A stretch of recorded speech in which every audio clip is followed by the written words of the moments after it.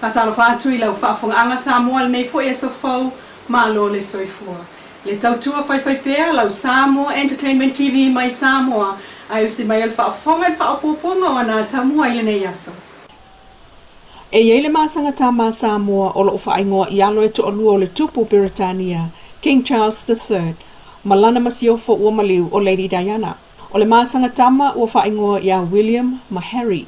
O le tali le grandmother ina o tata o fisilingia o le ngoa lava na mana o le tamao tamaiti e whaingoa ila na masanga. O le tamata lava ulea e whainga ruenga ili matanga ruenga o le fono whaitula fono a Samoa.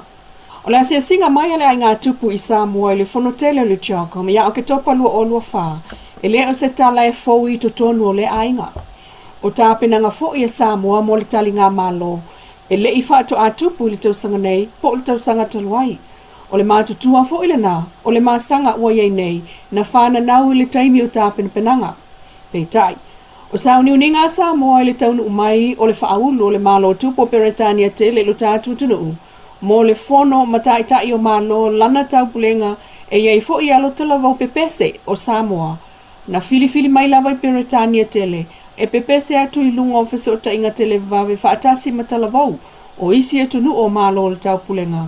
I le vi inga na langi whaapitoa i lea aso o le whaunga o le tupo Peretania sa le tolu ia mea soano lua o lua tolu. Sa iei masalonga i le mawhaiona awa i mai le tupu i le fono, talu sa whaangasinga sea i le amatanga o le tausanga.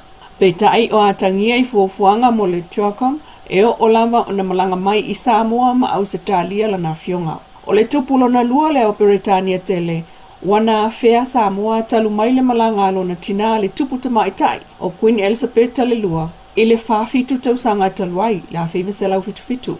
O le tupu Peretania sa le tolu e teitai fono le fono a malo e 5 o ilalo lana taupulenga e au fiai Samoa ma isi e tunu e se fulo le tato i tulangi i Pasifika. O lo osilio na whaina i swinga o le tau talu kasa o ona mai whalingosi o loa i malo o te tele, mai o leisi mta uputa ua le na o le amata i tu le fono o le Chakom. Ai o le masanga tama a Samoa o lo whaingoa i alo tama o le tupu Britania o William ma Harry. O se pine wha amau o le tāpina ngāloa i a Samoa i le fono o le Chakom.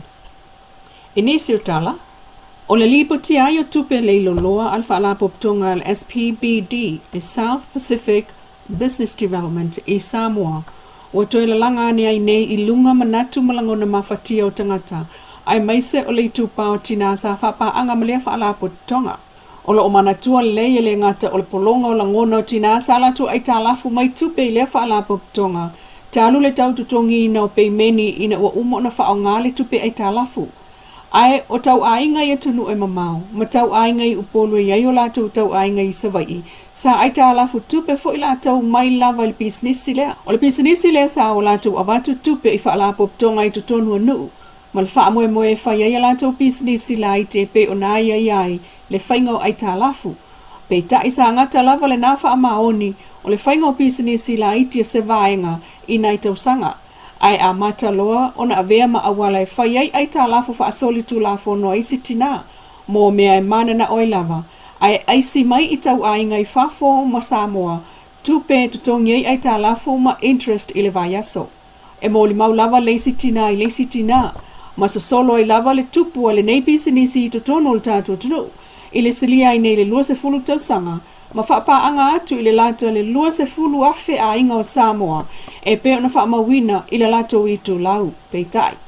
O le isi mo le mau e mana tu ai pe SPBD, a whai a le tato ngia le eitala fo setina, e wha asa ona ave i le wha masinonga e le lato lio.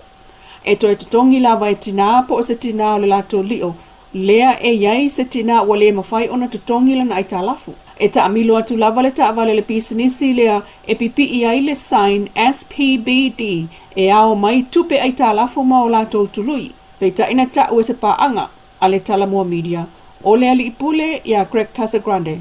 Sa malanga atu i fiti le masina taluai e ta tala isi la la fo o le SPBD pei tai.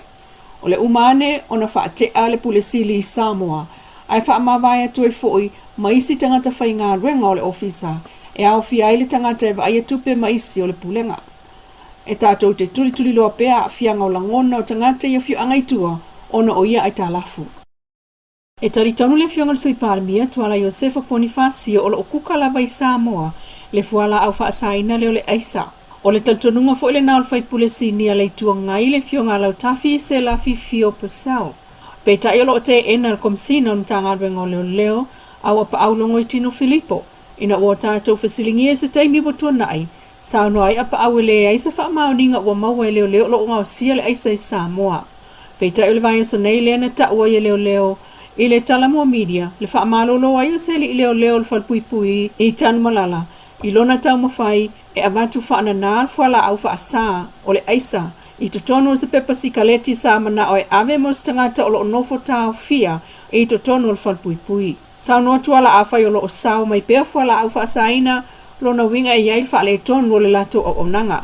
Ai o lona talitonunga o lo o kukai Samoa le aisa awa o lo o maua i Samoa mea ngā osi ai e le tangata ua poto e whai. E ui o le tele o pepa aisa ma tangata mō lia ma whaalawi loa i lunga o whaasaralaunga ai o sao noa tuala e le o iai lava ni whaamaumaunga e se au whainga o le aisa o lo o maua. Ai o le mea le nā e la whato i pēl mtanga ruenga o leo leo o la tau o lo o ngafa ma le puipuinga o Samoa. Inisio tala e ele lu i tau fau le wala ngā mai mtanga ruenga o tiu te matupe maua. I le tūlanga taulinga ngana tusi o lo wha au ngā mai fafo i wha maunga o pepa wha momoli tau nuu po pusa o loa. Sao non minister le fionga tuala Josefa Bonifacio ua vaia le telo invoices i le ngana saina. Mai o lo tau mawhai e whai e se fua ona o le tātou ngana o le wha Samoa. Ai o le lui tau lea wo o mai i le mtanga ruenga i le nei vai taimi. Sao no tuala ai ona o le telo le au asia o whai ngā ruenga i nei. Mai a whautua ina ai le tā ua o tāpenanga o pusa o loa e ala le au mai o wha amaumaunga ma ia manino i le tau o le tiute a o le au mai se o loa tele e pe o se tā vale. O nai toenga o loa, o lo o iai lava le haiainga e totongi le afa mua ai tolu masina e tongi awawa iai le paleni. Ua moi mai lava le poloketi o le alawa multi-purpose dam. Ina ua whaasolo atu nei, ina sainia i le vai aso le nei le talia ina i le malo Samoa le tupe. Mai le ADP Asian Development Bank, faltupe o ati na e Asia e selau miliona. E fsosoani i le ati na e. O le tupe le e whaapitoa lava e fsosoani poloketi e tunu e vai o lantou tamau ainga. Peta e whaasela wafe tala le fsosoani mai le Ireland Trust Fund for Building Climate Change and Disaster Resilience in Small Island Developing States. E pe ona ta ua le pepa o whaamtalanga mai le official minister o tupe.